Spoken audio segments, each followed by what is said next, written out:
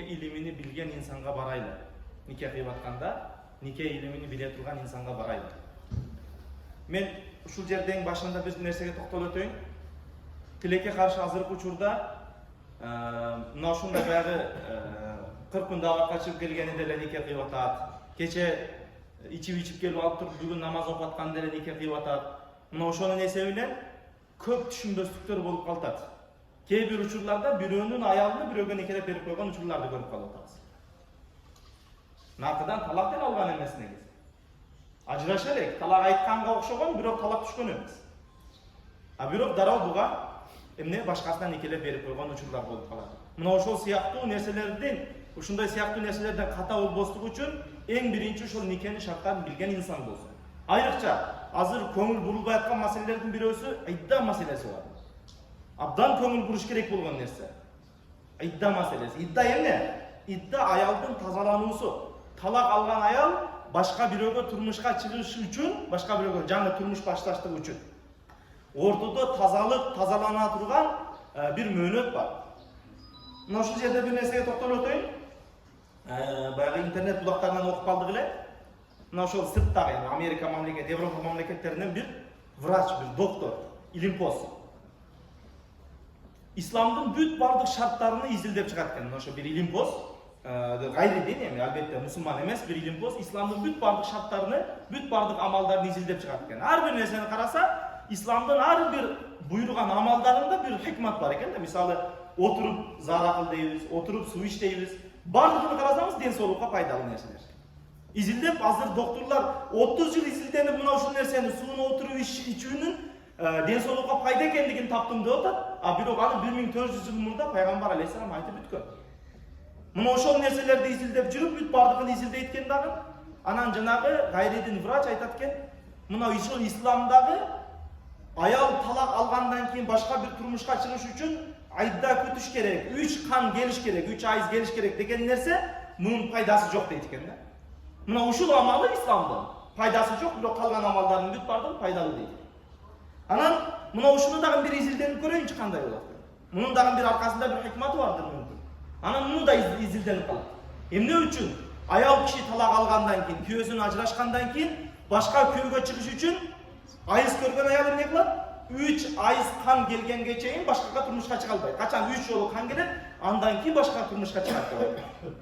Эмне үчүн ушул нерсени шариат буйруптур деп жанагы доктор изилдесе, аялдын ичине кирген эркектин уруктугу, жыныстык мамиледе кирген уруктук 3 кандын мөөнөтүндө гана аялдын ичинен толук чыгып кетет экен. 3 кандын мөөнөтүндө.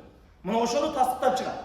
3 кан келет, биринчи канда бир аз бөлүгү чыгат, экинчи кан көргөндө ошол жатындан дагы бир аз бөлүгү чыгат, үчүнчү канды көргөн мезгилде толук түрдө тазаланып чыгат экен деген нерсени изилденип чыгат.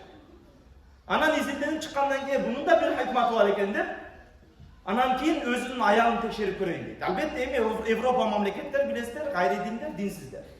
Өзүнүн аялын текшерип көрсө, өзүнүн аялынын жатынынан ичинен, бачадан да 40 эркектин уруктугу чыгат экен, 40 эркектин. Аларга бай бирде, көрүнгөн менен жатып жүрөт. Караң исламдын хикматын караң. Исламдын мына ошол нерсени, буйруган нерсесини караң. Мына ошол нерседе канчалык чоң бир нерсе бар экендигини караң. Ошон үчүн мына ошол айда маселесинде турганда көңүл бурушубуз керек. Кээде экинчи турмуш көргөндөр айрыкча мына ошол экинчи турмуш бир аял ажырашып келсе, дагы бир экинчи катынды ала калайын деп дагы тиха, аны да мечиттеги молдого, билген молдого барбайт. Эмне үчүн? Молдого барса жайылып кетет, катынына сөз жетип калат да. Ошодон коркот дагы анан бир чалапла намаз окуган бирөөгө бара калтат, анан никени кыя калтат, ал иддасы бүтпөдү. Ал нерселерге көңүл бурбай да турган. Бүтүрбөстөн туруп, идда чыкпастан туруп, кээ бири талак алган болсо, кээ бири алган эмес. Мейли алган да болгон болсо, идда деген нерсеси бар. Идданы дагы айтам. Аял киши ажырашкандан кийин, талак айтылгандан кийин, анан 3 кан келет, андан кийин башка бирөөгө турмушка чыгат. Кээ бирлер бар дагы. Masalan 1 жыл мурда күйөөсү менен жашабай койгон. 1 жыл мурда. Анан талакты жана аял бирөөгө турмушка чыгайын деп атканда 2 күн алдын мурунку күйөөсүнө чалат дагы, ушундай мен башка турмушка чыгып атам, жоомду берди. Анан дароо жоону берет, дароо ошол жерден башка турмушка чыгып кетип атат. Анда да нике дурус болбойт анда. Idda kaçan eseптелип başlaydı? Idda kaçan talak aytkan günden başlap eseптелинет. Bir hikmeti içindeki baçadan kazalanış bolsa, ikinci bir hikmeti idda özünce bir ibadat tuğanda. Ayal kişiye idda özünce bir ibadat. Bunu oşol nesini toluk kılış gerek. Toluk türdü talak aytkan günden tartıp, anan keyin 3 kan gelgen geçeyin tazalanış şart bulup tuğanda. Bayağı bir yıldan beri yaşap aytat bu idda kütü şart emez. Keçe talak aldı bugün teyip ketse boluverer demeyimiz. Al bolboy tuğanda. Anan eğer boyunda var bolgon bolsa ayaldı. Anda boyunda var ayaldın iddası oşol boyundagысын törөгөнгөчө mümkün emес bilesizler. Kaçan boyundagысын törөйт, andan keyin ana dışa çıkıp ketse жарайт. Eğer oşol boyunda var mezgilde talak aytılgan bolsa. Al эми кээ бир аялдар бар, жашы чоңураак жашта. 50, 55, 60 жаштагы эжелер бар. Мына ошолордагы кээде күйөөсүнөн ажырашып кеткен, талак болгон, экөө ажырым жолго түшкөн. Алардын иддасы эмне болот? Алардын иддасы себеп ал чоң, жашы чоң болгондон кийин ал Айса деп коет арабчада. Айса дегени баладан үмүтсүз аял деген. Эмне үчүн? Себеп ал аялда кан келбейт. Кан келбегендиги себебинен ал бала төрөбөй турган аял болот. А эми ал жашы чоң эжелер болгон болсо, алардын иддасы 3 ай болот. Мына ошону биздикилер кээде эске албай калат да. Молдо идданын эсептөө 3 ай деген деп коет. Жок, ол 3 ай жаш кыздарга эмес, жаш келиндерге эмес турганда. Ал 3 ай жашы чоңдорго. Кан келбей турган аялдар. Түшүнүктүбү? А эгер кан келе турган жашы кичине 40-50 жашка чейинки кыз келиндер болгон болсо, алардын иддасы 3 кан менен гана тазаланат. 3 жолу кан келет, андан кийин гана тазаланат, аны дагы эске алайлы.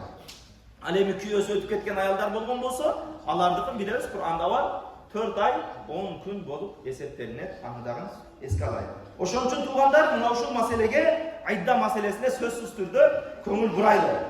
Кээ жерлерде бизге келип калган учурлар ушундай болуп калгандыгы үчүн айтып атабыз. Мунучу иддасын карабай эле бирөөгө турмушка берип койгон, кээ бирлери талагын карабай эле бирөөгө берип койгон, андан кийин келе калгандар өтө көп болуп калат.